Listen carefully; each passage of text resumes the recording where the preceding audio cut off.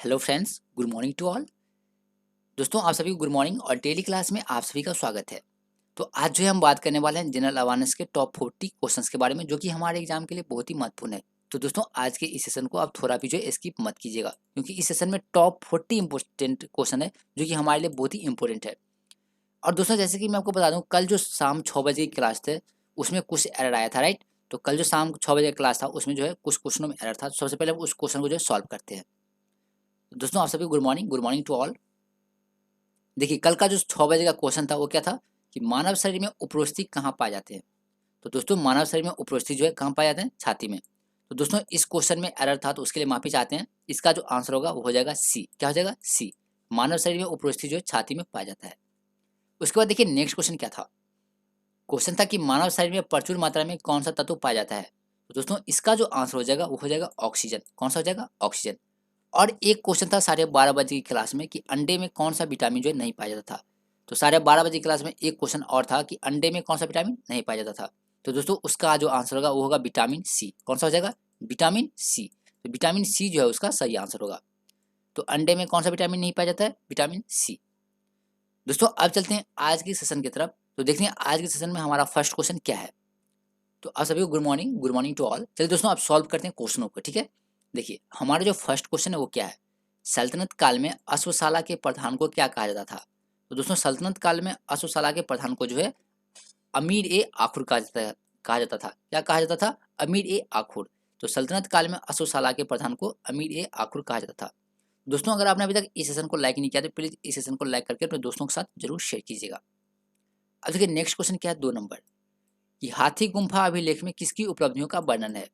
Question क्या है कि हाथी गुम्फा अभिलेख में किसकी उपलब्धियों का वर्णन है। तो दोस्तों, किसका वर्णन है? खारवेल का। किसका? खारवेल का। तो इसका जो सही ऑप्शन होगा वो होगा सी। हाथी गुम्फा अभिलेख में किसकी उपलब्धियों का वर्णन है? खारवेल का। अब देखिए, नेक्स्ट क्वेश्चन है 3 नंबर, कि विश्व का दूसरा सबसे बड़ा महाद्वीप कौन सा है।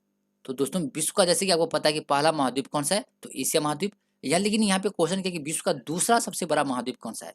तो दूसरा सबसे बड़ा महाद्वीप है अफ्रीका। कौन सा है? अफ्रीका।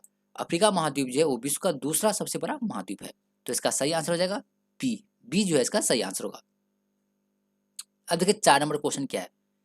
अगर आप लोग क्रिकेट देखते होंगे तो आपको इसका आंसर भली भांति पता होगा कि बड़ा बॉर्ने स्टेडियम कहाँ स्थित है। कौन सा? बड़ा बॉर्ने स्टेडियम। तो दोस्तों, ये स्टेडियम जो कहाँ पर स्थित है, तो कहाँ पे स्थित है? मुंबई में। कहाँ पे? मुंबई में। तो बड़ा बॉर्ने स्टेडियम जो है मुंबई में स्थित है। तो इसका सही आंसर हो जाएगा सी। सी जो है इसका सही आंसर होगा। चलिए देखते हैं नेक्स्ट क्वेश्चन। क्वेश्चन नंबर 5, और क्वेश्चन है कि भारत में संघ राज्यों का शासन किसके द्वारा होता है। क्वेश्चन क्या है कि भारत में संघ राज्यों का शासन जो है वो किसके द्वारा होता है, तो राष्ट्रपति के द्वारा। किसके द्वारा? राष्ट्रपति के द्वारा। तो दोस्तों, इसका जो आंसर हो जाएगा वो हो जाएगा बी। भारत में संघ राज्यों का शासन जो है वो राष्ट्रपति के द्वारा संपन्न होता है।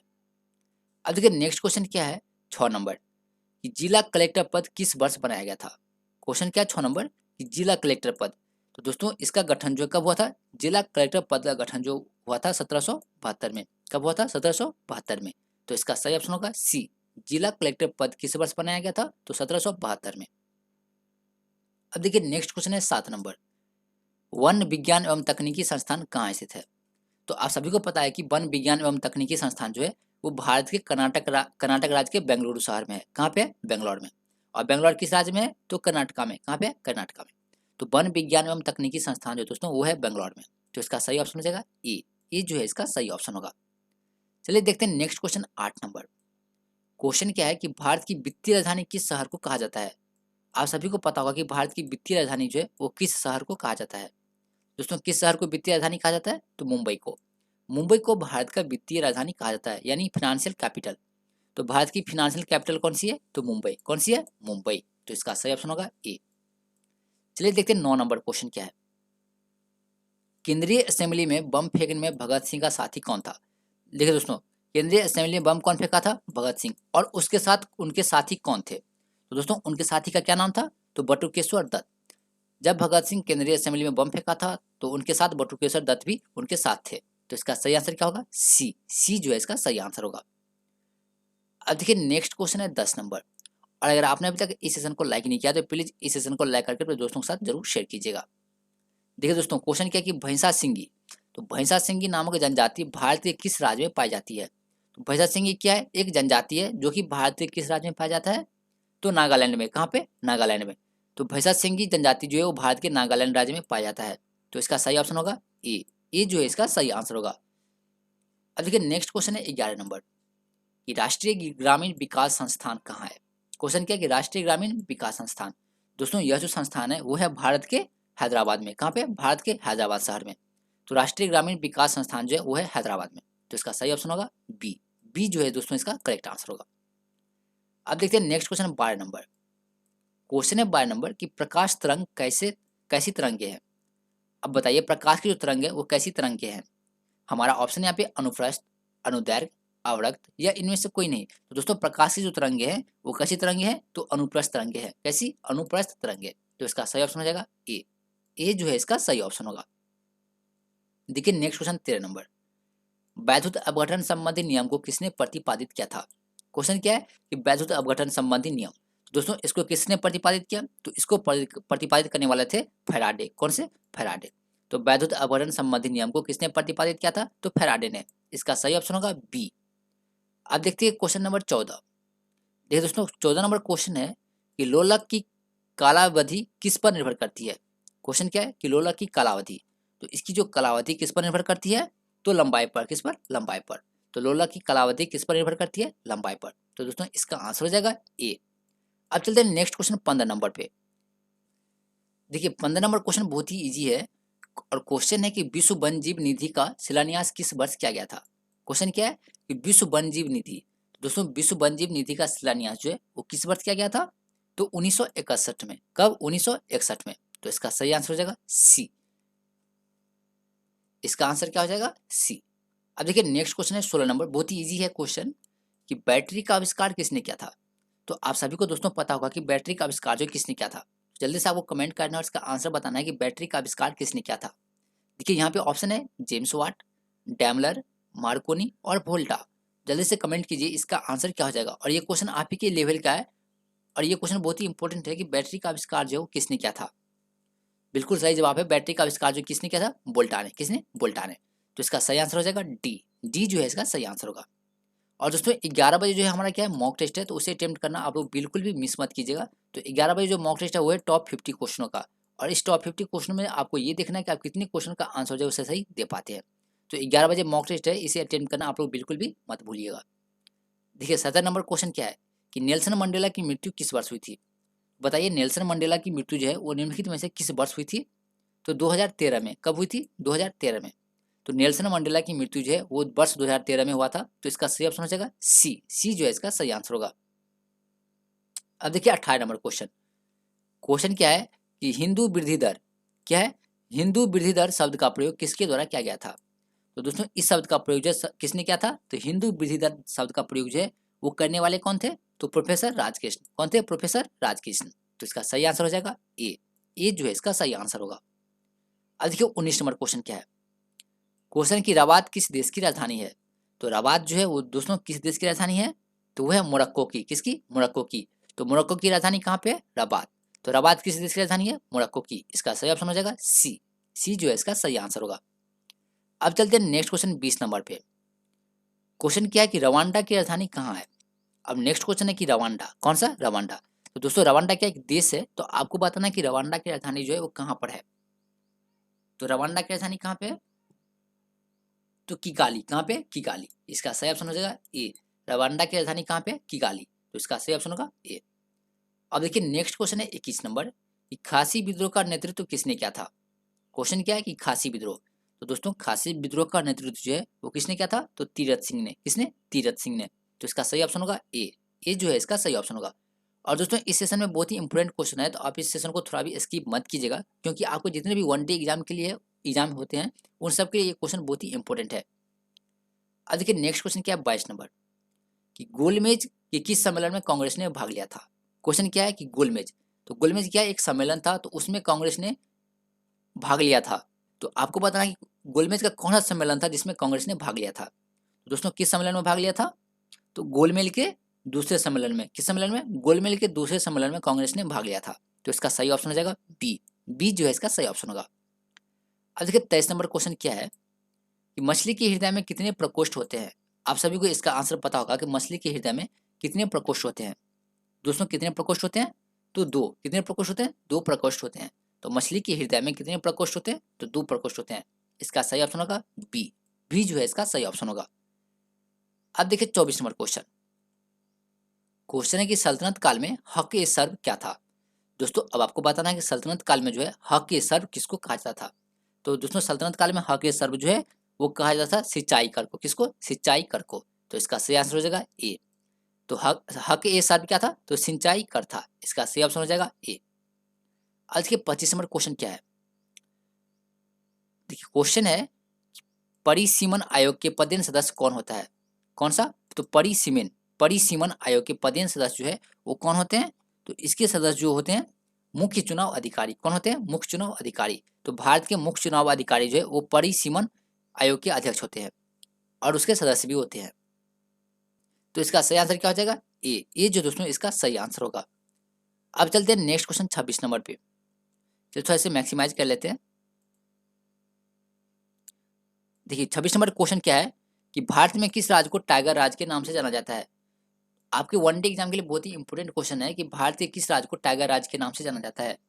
तो किसे जाना जाता है? मध्य प्रदेश को। तो मध्य प्रदेश को जो है टाइगर राज्य के नाम से जाना जाता है। तो इसका सही ऑप्शन होगा बी। बी जो दोस्तों इसका सही आंसर होगा। अब देखते हैं नेक्स्ट क्वेश्चन क्या है 27 नंबर। देखिए 27 नंबर क्वेश्चन है कि किस विधेयक के धन विधेयक होने का अंतिम निर्णय कौन करता है? क्वेश्चन क्या है? किसी विधेयक के धन विधेयक होने का अंतिम निर्णय जो है वो कौन करता है? तो अंतिम निर्णय कौन करता है? तो लोकसभा के अध्यक्ष। कौन करते हैं? लोकसभा के अध्यक्ष। देखिए किसी विधेयक के धन विधेयक होने का अंतिम निर्णय कौन करता है? तो लोकसभा के अध्यक्ष करते हैं। तो इसका सही ऑप्शन होगा सी। सी जो है दोस्तों इसका सही ऑप्शन होगा। अब देखिए नेक्स्ट क्वेश्चन है कि हुबन बांध। क्वेश्चन क्या है? हुबन बांध।